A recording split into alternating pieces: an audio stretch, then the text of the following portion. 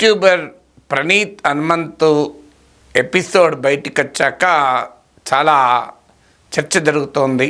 ప్రభుత్వం కూడా రియాక్ట్ అవుతోంది. ఒక సినిమా హీరో దీన్ని సాయి ధర్మ తేజ్ బయట పెట్టడంతో దానికి ఆ గుర్తింపు కూడా వచ్చింది. కానీ అసలు ఈ రకమైన దుర్మార్గం ఎందుకు జరుగుతోంది? దీనికి ఎవరు కారణం, ఎవరు బాధ్యులు, ఎలా అరికట్టాలి? ఈ ప్రణీత్ హనుమంతు చేసినటువంటి యూట్యూబ్ కంటెంటు దాన్ని అది ఏమిటో నేను ప్రత్యేకంగా ప్రస్తావించాల్సిన అవసరం లేదు, మీ అందరికీ తెలుసు. ఇప్పటికే చర్చ బాగా జరుగుతోంది కనుక ఒక మాటలో చెప్పాలంటే అది పరాకాష్ఠకు వెళ్ళి ఇప్పుడు కేసు అయిన అంశము తండ్రి కూతుర్ల వీడియోను కూడా తీసుకొని అతి నీచంగా, అతి జుగుత్సాకరంగా సభ్య సమాజం సిగ్గుతో తలవంచుకునే రీతిలో ఈ విధవలో కంటెంట్ క్రియేట్ చేశారు. అసలు వీరి దృష్టిలో మానవ సంబంధాలన్నీ లైంగిక సంబంధాలే అనుకుంటాను. దీనికి డార్క్ కామెడీ అని పేరు పెట్టి, ఈ ఫన్ అని పేరు పెట్టి, హ్యూమర్ అని పేరు పెట్టి, కామెడీ అని పేరు పెట్టి ఈ నీచాతి నీచమైన అసభ్య కంటెంట్ను పోస్ట్ చేస్తున్నారు. వీరొక్కడే కాదు, it's only A symptom. It's a symptom of a larger disease.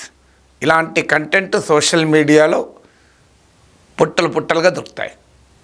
మరి ఇలాంటి కంటెంట్ ఒక్క ప్రణీత్ హనుమంతును సాయి ధర్మ తేజ్ ఫ్లాగ్ చేయడము, ప్రభుత్వాధినేతలు దీన్ని రియాక్ట్ కావడంతో ఇష్యూ వచ్చింది.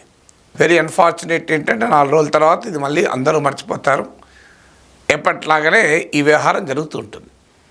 అందువల్ల సిమ్టమ్ను ట్రీట్ చేయకూడదు, సిమ్టమ్ను మాత్రమే ట్రీట్ చేయకూడదు, లార్జర్ డిసీజ్ను ట్రీట్ చేయాలి. ఈ రకమైన కంటెంట్ స్ప్రెడ్ కావటానికి, వైరల్ కావటానికి ఉన్న స్ట్రక్చరల్ ఫ్యాక్టర్స్ ఏంటి ఐడెంటిఫై చేసి వాటిని నివారించాలి. లేకపోతే సమాజం మొత్తం నష్టపోతుంది, మానవ సంబంధాలు వల్గరైజ్ అయిపోతాయి, హ్యూమన్ డిస్కోర్స్ సర్వనాశనం అవుతుంది, ఫ్యామిలీ సిస్టమ్ దెబ్బతింటుంది, నాగరికత దారి తప్పుతుంది. అన్నిటికీ మించి ఒక అద్భుతమైన సాంకేతిక పరిజ్ఞానం, సోషల్ మీడియా, టెక్నాలజీ ఈ వల్గరైజ్ అయిపోయినప్పుడు ఏమవుతుంది అంటే చాలామంది ఆ సోషల్ మీడియాకు దూరం అవుతారు. మంచి కంటెంట్ క్రియేటర్స్ కూడా ఎందుకు అని పక్క జరుగుతారు. ఈ అబ్యూజు, ఈ ప్రపంచం మాకెందుకు అని. అలాగే మంచి కంటెంట్ను చూసేవారు కూడా దూరం అయిపోతారు. ఆఖరికి ఆనందంగా తమ కుటుంబ సభ్యుల ఫోటోలను షేర్ చేసుకోవటానికి, తన కమ్యూనిటీలో తన చుట్టూ ఉన్న మిత్ర మండలికి పంచుకోవటానికి కూడా మనుషులు భయపడే పరిస్థితి వస్తుంది. మళ్ళీ మనం స్టోన్ ఏజ్లోకి, ఐరన్ ఏజ్లోకి వెళ్ళిపోవాలా అనే భావన కలిగే పరిస్థితి ఉంటుంది. ఆధునిక నాగరికత, ఆధునిక సాంకేతిక పరిజ్ఞానం అడ్డదారులు పట్టినప్పుడు జరగబోయే ప్రమాదానివి. ఇలా ఎందుకు జరుగుతాయి? మొదటి కారణం ఖచ్చితంగా ఈ జుగుత్సాకరమైన కంటెంట్ క్రియేట్ చేస్తున్న ప్రణీత్ హనుమంతు లాంటి మానవ మృగాల సిక్ మైండ్. నేను అతను క్షమాపణ చెప్పిన వీడియో కూడా చూశాను. ఏమంటాడు, మా ఉద్దేశం ఇది కాదు, మా ఉద్దేశం రియల్గా తండ్రి కూతురు అని అనుకోకూడదు, ఇది మేము డార్క్ కామెడీ అంటారు. డార్క్ కామెడీకి కూడా అసలు ఇమాజినేషన్ కూడా ఎలా వస్తుంది? అత్యంత పవిత్రమైన అనుబంధాలని కూడా ఇంత నీచంగా ఊహించుకోగలిగే ఆ మైండ్ ఏమనాలి? బహుశా దానికి ఏ స్కానర్లు పనిచేయమనుకుంటాను. ఖచ్చితంగా ఆ మైండ్ అతి ప్రమాదకరమైన పేలుడు పదార్థాలతో తయారై ఉండాలి. It may contain highly toxic chemicals అయి ఉండాలి. అత్యంత విషపూరితమైన రసాయనిక పదార్థాలతో ఆ మెదడు తయారై ఉండాలి. లేకపోతే అసలు ఇమాజినేషన్ కూడా సాధ్యం కాదు కదా. ఇలాంటి కంటెంట్ చేసిన విధవ తన చెల్లినో, తన తల్లినో, తన బిడ్డనో అలా ఊహించుకోగలడా? మరి ఎలా కంటెంట్ చేయగలుగుతారు? దీనికి కామెడీ అని పేరు పెడతారు. కామెడీ ఒక గొప్ప కళ, కామెడీ హాస్యము చాలా గొప్ప కళ. అందరికీ రాదు అది. సీరియస్గా మాట్లాడడం నన్ను అడిగితే సులభం, కానీ నవ్వి తెప్పించేలా, ఆనందింపజేసేలా మాట్లాడడం చాలా గొప్ప కళ. అది అందరికీ రాదు. హీరోలు ఉంటారు కానీ మంచి కమేడియన్లు దొరకడు చాలా అరుదుగా లభిస్తారు మనకు. ఎందుకు? హీరోలకైనా కొరతుండదేమో కానీ మంచి కమేడియన్లకు కొరతుంటుంది, ఎప్పుడూ కొరతుంటుంది. ఎందుకంటే కామెడీ క్రియేషన్ అనేది మరింత కష్టమైన పని. అందువల్ల ఫన్ పేరిట, కామెడీ పేరిట అతి నీచమైన అంశాలను కంటెంట్ రూపంలో, క్రియేటివిటీ రూపంలో ప్రవేశపెట్టడం, సమాజం పైన రుద్దడం అంటే ఒక పైశాచిక ఆనందాన్ని పొందేవారు మాత్రమే చేయగలిగేటువంటి పని. అందువల్ల ఇట్స్ ఏ డెవిల్ కూడా కాదు, పిశాచి. మరి డెవిల్కి పిశాచికి తేడా ఒకవేళ చిన్నప్పుడు చందమా కథల్లో చదివాం, పిశాచి మరింత పిక్క తింటుంది అని. అలాంటి ఒక పైశాచిక మనస్తత్వం ఉన్న మనుషులు చేసే పని ఇది. It's a clear sick mind, ఇక అనుమానం లేదు. సిక్ కాదు, టర్మినల్ స్టేజ్లో ఉన్న మైండ్, కంప్లీట్ కుళ్ళి కంపు కొడుతున్న మైండ్. అలాంటి మైండ్స్ను ఖచ్చితంగా చట్టం వదిలేయకూడదు.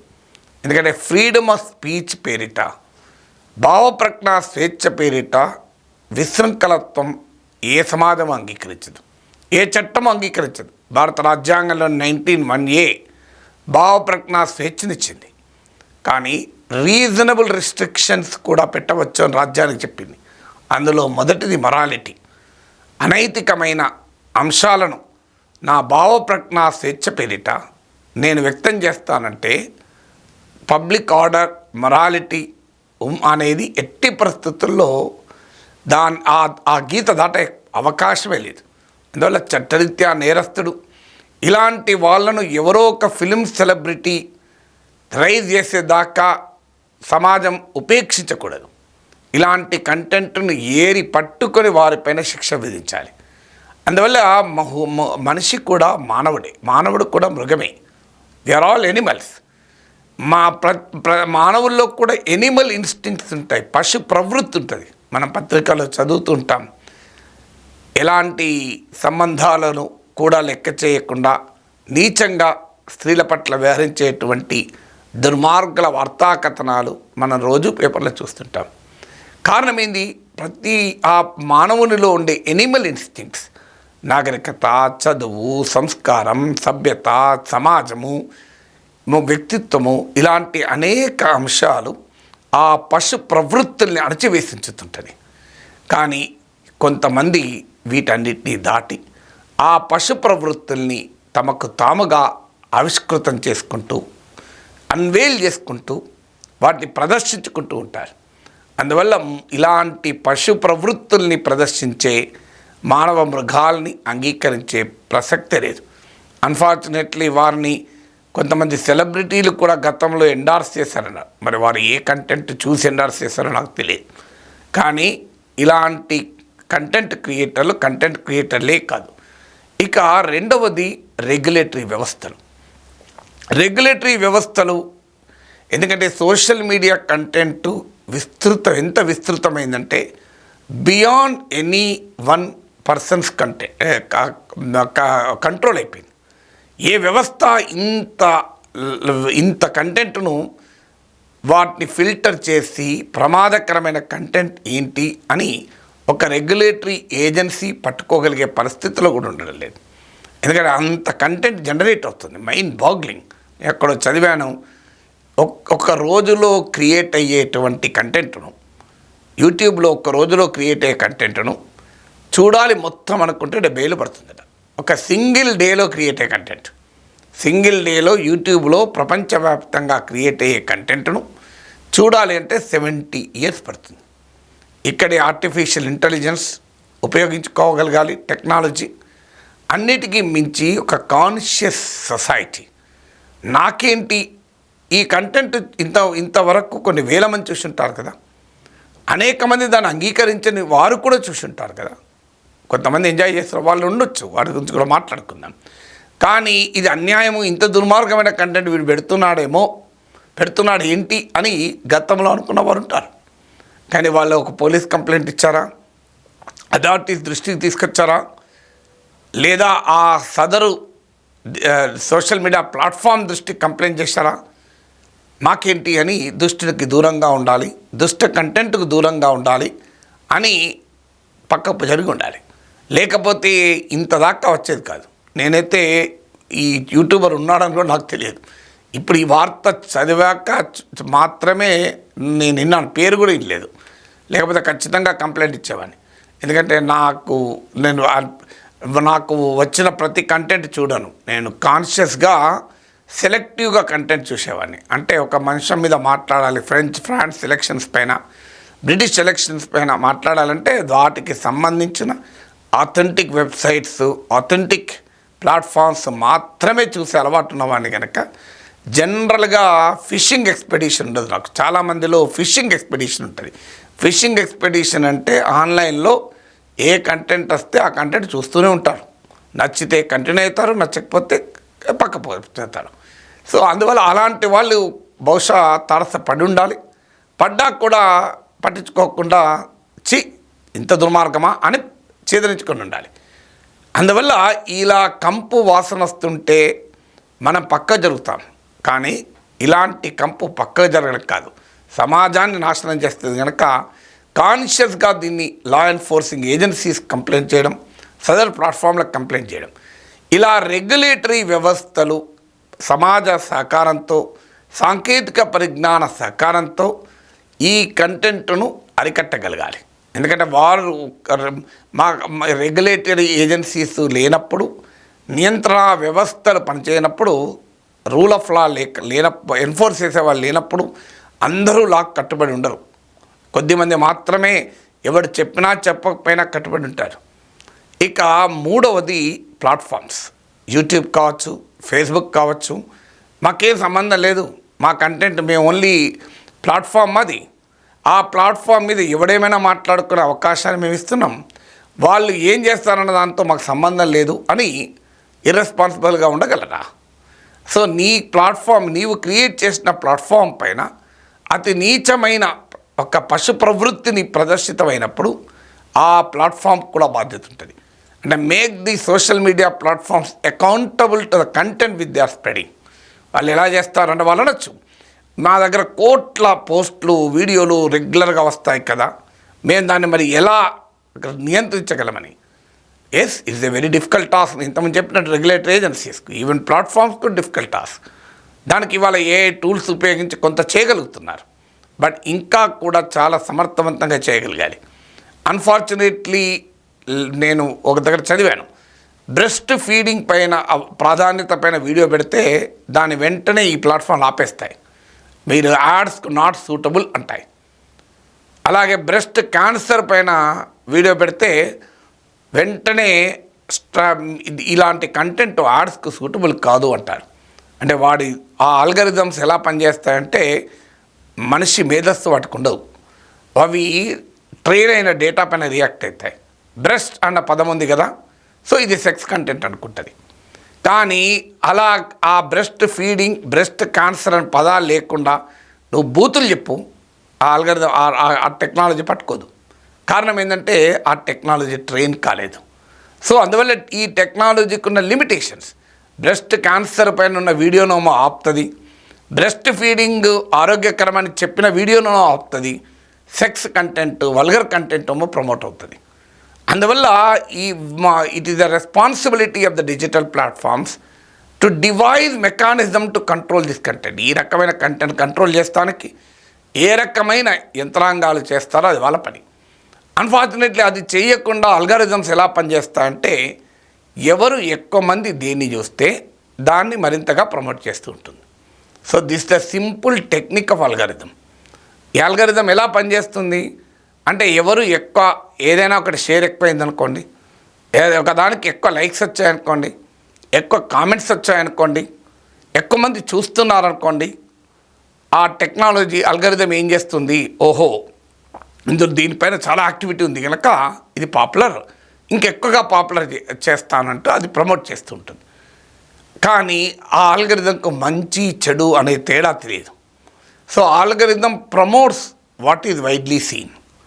అందువల్ల ఈ వైరల్ ఫినామినా వెనకాల ఉన్న ఈ ఆల్గరిథం కూడా కరెక్ట్ కావాలి.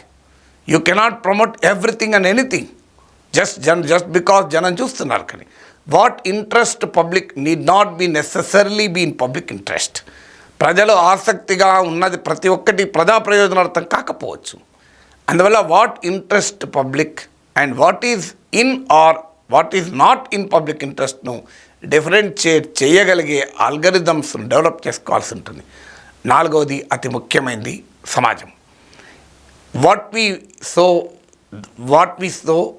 వి reap is what we sow అంటారు. నువ్వు ఎలాంటి విత్తనాలు పెడితే అలాంటి మొక్కలే వస్తాయి. సమాజము చెడు ప్రవర్తన వల్ల కాదు, మంచి వాళ్ళ ఉదాసీనత వల్ల దెబ్బతింటుంది అంటాడు తత్వవేత్త. అందువల్ల చెడు వాళ్ళు, దుష్టులు, దుర్మార్గులు సమాజంలో నిరంతరం ఉంటూ ఉంటారు, మన చుట్టూ ఉంటారు. కానీ బాధ్యతాయుతమైన పౌరులుగా మనమేం చేస్తున్నాం? ఇప్పుడు ఈ ప్రణీత్ హనుమంతు లాంటి వాడు కంటెంట్ క్రియేట్ చేస్తాడు, మనం తిడుతున్నాం. If there is no demand there is no supply.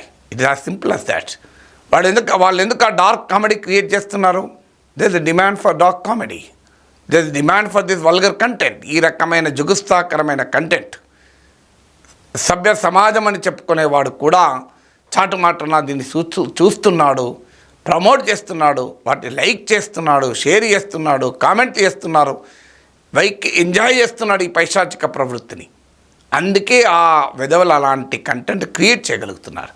So ఆ పైశాచిక ప్రవృత్తిని ప్రజలే అసహించుకుంటే I don't think they will create content. ఎందుకంటే సప్లై ఎప్పుడు ఉంటుంది? డిమాండ్ ఉంటేనే ఉంటుంది.